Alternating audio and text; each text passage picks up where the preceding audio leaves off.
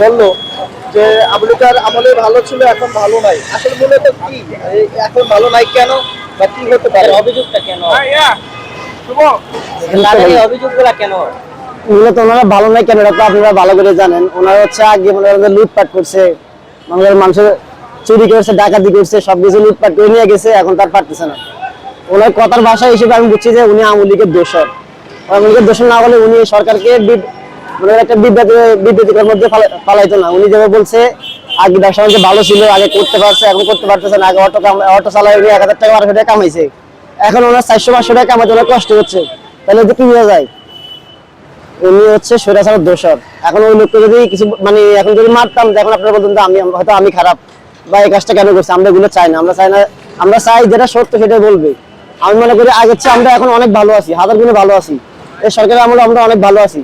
এখন স্বৈরাচার নাই, এখন স্বৈরাচার মুক্ত, এখন মানুষ কথা বলতে পারতেছে। এখন মানুষে রাস্তায় নামে মনে করতে আমি আমি বিএনপি করি, আমি জামাত করি বলতে পারতেছে, কিন্তু 16 বছর মানুষ বলতে পারে নাই। 16 বছর মানুষের মুখ চেপে ধরা হয়েছে। মানে মনে করেন যে মানুষের মোবাইল চেক করতো, আমি বিএনপি করে জামাত করি, এখন তার এগুলো হচ্ছে না, এখন তো আমরা এগুলো করতেছি না। এখন যদি আমরা করি তাহলে মানুষ বলবে যে আমরা খারাপ, ছাত্র জনতা খারাপ। আমরা তো এগুলো চাচ্ছি না। আপনি কি করেন? আমি একটা জব করি আর কি, চকবাজারকে জব করি। আমি 26 জুলাই যোদ্ধা। কোন দল নিয়ে কাজ করতেছেন? কোন দলে আছেন? আমি মূলত আগে আপনার গণঅভ্যুত্থানের পর আগে আর কি আমি বিএনপি রাজনীতি করতাম আর কি। আমি বিএনপি শ্রমিক দলের রাজনীতি করতাম।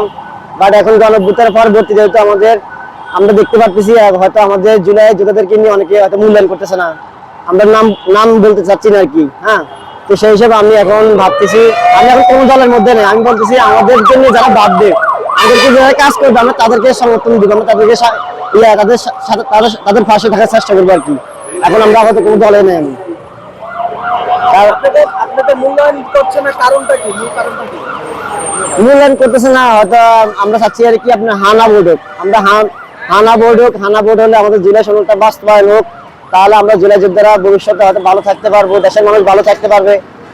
এখন হচ্ছে আপনার হানা বোর্ডের মধ্যে বিএনপি বেটে দিতেছে। তো আমার প্রাণের সংগঠন, আমার প্রাণের দল বিএনপি। আমি যে দলের জন্য সবাই আমার রাজনীতি ক্যারিয়ার হিসেবে যখন থেকে রাজনীতি করি, আমি বিএনপি রাজনীতি করি।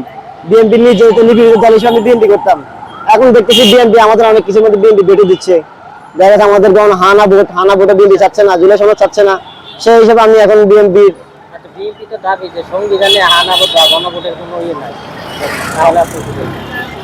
সংবিধানে যদি হানা ভোট না থাকে তাহলে জিয়াউর রহমান তো হানা ভোটের মাধ্যমে ক্ষমতায় আসছিল, আমরা যদি জানি।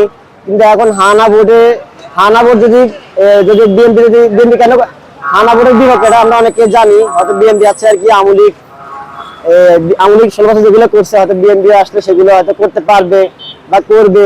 তা আমরা চাই না যে দেশে আর কোনো স্বৈরাচার ফ্যাসিস্ট আসুক। আমরা চাই পরবর্তী যারাই ক্ষমতা আসুক, জনগণের ভোটের মাধ্যমে ক্ষমতা আসুক, জনগণ যাদেরকে নির্বাচিত করবে তারাই ক্ষমতা আসুক, আমরা এটাই চাচ্ছি। আপনার দেশের নাম কি? আপনার নাম পরিচয়? আমার দেশের বাড়ি হচ্ছে নোয়াখালী, আর আমি ঢাকাতে পুরান ঢাকা চকবাজারে আছি, একটা জব করতেছি। আমার নাম হচ্ছে সোহাগ। সোহাগ। জি।